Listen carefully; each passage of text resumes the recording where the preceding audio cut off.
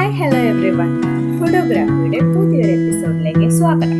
അപ്പോൾ നമ്മൾ ഇന്ന് ഉണ്ടാക്കാൻ പോകുന്നത് വൈറ്റ് സോസ് പാസ്തയാണ്. അപ്പോൾ കുട്ടികൾക്കൊക്കെ ഒരുപാട് ഇഷ്ടപ്പെടുന്ന വൈറ്റ് സോസ് പാസ്ത എങ്ങനെയാണ് ഉണ്ടാക്കുക എന്ന് നോക്കാം. അപ്പോൾ അതിന് വേണ്ടിയിട്ട് ഞാനിവിടെ ഒരു പാൻ വെച്ചിട്ടുണ്ട്. ആ പാൻ ഒന്ന് ചൂടായിട്ട് വരുമ്പോൾ അതിലേക്ക് 1 ടേബിൾ സ്പൂൺ ബട്ടർ ആഡ് ചെയ്ത് കൊടുക്കുക. ബട്ടർ ഒന്ന് നന്നായി മെൽറ്റായി വരണം.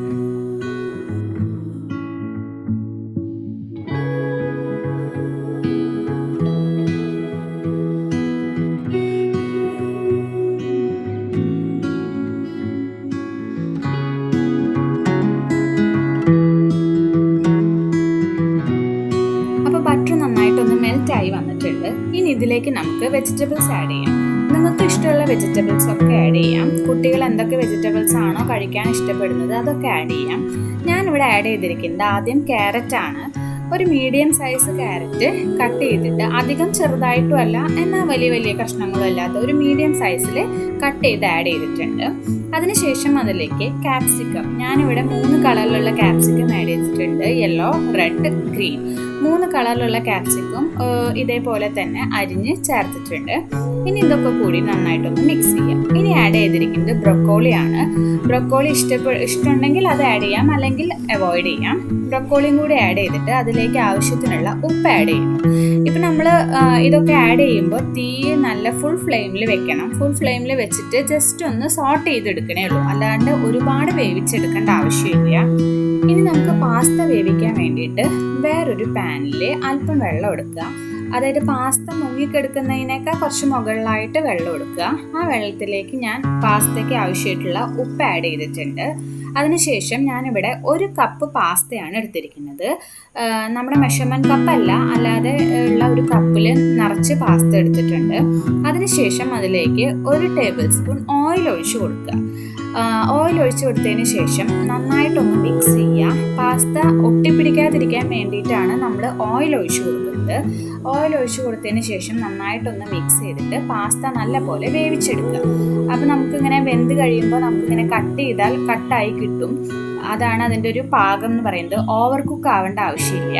അത്രയും ആയി കഴിഞ്ഞാൽ നമുക്കത് വെള്ളം കളഞ്ഞ് ഊറ്റിയെടുക്കാം. ഊറ്റിയെടുത്തതിന് ശേഷം അതിൻ്റെ മുകളിലേക്ക് കുറച്ചുകൂടി നോർമൽ വാട്ടറും കൂടി ഒഴിക്കുക. ഇല്ലെങ്കിൽ അത് കട്ട പിടിക്കും, ഒട്ടിപ്പോവും. അത് അവോയ്ഡ് ചെയ്യാൻ വേണ്ടിയിട്ടാണ് അതിൻ്റെ മുകളിലേക്ക് കുറച്ച് നോർമൽ വാട്ടർ ഒഴിക്കാൻ പറയുന്നത്. അങ്ങനെ പാസ്ത നമ്മൾ വേവിച്ച് ഊറ്റി മാറ്റി വയ്ക്കുക. ഇനി നമ്മൾ വൈറ്റ് സോസ് ഉണ്ടാക്കാൻ വേണ്ടിയിട്ട് ഒരു പാൻ വെക്കുക.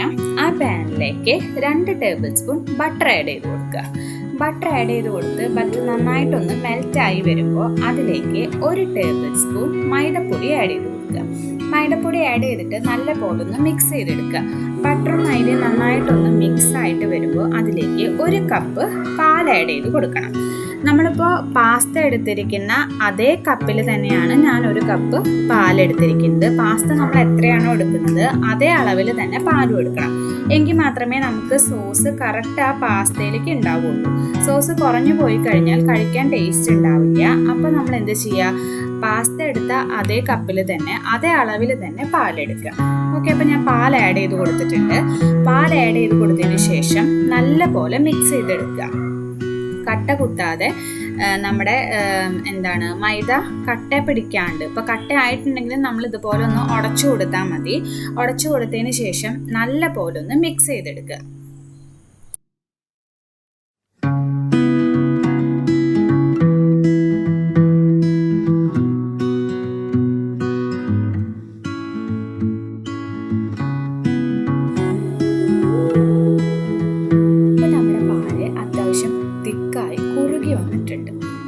എന്ത് ചെയ്യാം, ഇതിലേക്ക് ആവശ്യത്തിനുള്ള ഉപ്പ് ആഡ് ചെയ്ത് കൊടുക്കാം.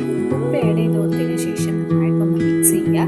അതിനുശേഷം അതിലേക്ക് ഒരു 1/4 ടീസ്പൂൺ ചില്ലി ഫ്ലേക്സ് ആഡ് ചെയ്ത് കൊടുക്കുക. അധികം വേണ്ട, നമുക്കിത് എരിവുള്ള ഒരു ഡിഷല്ല, അതുകൊണ്ട് കുറച്ച് ചില്ലി ഫ്ലേക്സ് ആഡ് ചെയ്ത് കൊടുത്തു. അതിനുശേഷം ഒറിഗാനോ ഉണ്ടെങ്കിൽ ആഡ് ചെയ്ത് കൊടുക്കാം, അല്ലെങ്കിൽ അവോയ്ഡ് ചെയ്യാം. ഒറിഗാനോന് പകരം നിങ്ങൾക്ക് മിക്സഡ് ഹെർബ്സ് എന്ന് പറഞ്ഞിട്ട് കിട്ടും, അതല്ലെങ്കിൽ പാസ്ത സീസണിംഗ് എന്ന് പറഞ്ഞിട്ട് കിട്ടും. ഇതിലേതായാലും മതി.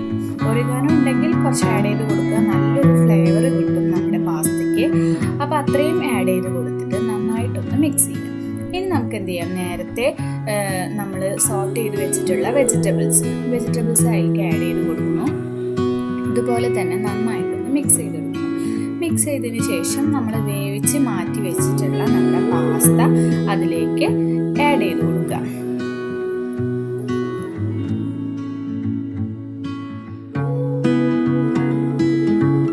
പാസ്ത ആഡ് ചെയ്തതിന് ശേഷം നന്നായിട്ടൊന്ന് മിക്സ് ചെയ്യാം. ആ വൈറ്റ് സോസ് പാസ്തയുടെ എല്ലാ ഭാഗത്തേക്കും ഒന്ന് മിക്സ് ആവാൻ വേണ്ടിയിട്ടാണ്. നന്നായിട്ടൊന്ന് മിക്സ് ചെയ്തതിന് ശേഷം ഞാനിവിടെ ചീസ് ആഡ് ചെയ്ത് കൊടുക്കുന്നുണ്ട്. ചീസ് തികച്ചും ഓപ്ഷണലാണ്, നിങ്ങൾക്ക് വേണമെങ്കിൽ ആഡ് ചെയ്ത് കൊടുത്താൽ മതി. ഞാനിവിടെ മൊസറല്ല ചീസാണ് ആഡ് ചെയ്യുന്നത്. ഒരു 1/4 കപ്പ് മൊസറല്ല ചീസ് ആഡ് ചെയ്തിട്ട് നന്നായിട്ടൊന്ന് മിക്സ് ചെയ്യും. ഇപ്പോൾ ചീസൊക്കെ നന്നായി മെൽട്ടായി നമ്മുടെ പാസ്തയിൽ നന്നായി പിടിച്ചിട്ടുണ്ട്. ഓക്കെ, അപ്പോൾ നമ്മുടെ പാസ്ത റെഡി ആയിട്ടുണ്ട്. അപ്പോൾ എല്ലാവരും ഒന്ന് ട്രൈ ചെയ്ത് നോക്കുക, അഭിപ്രായം പറയുക, നമ്മുടെ ചാനൽ സബ്സ്ക്രൈബ് ചെയ്യുക, അതുപോലെ തന്നെ നിങ്ങളുടെ ഫ്രണ്ട്സിനും ഫാമിലിക്കും ഒക്കെ ഷെയർ ചെയ്യാം. Thank you for watching.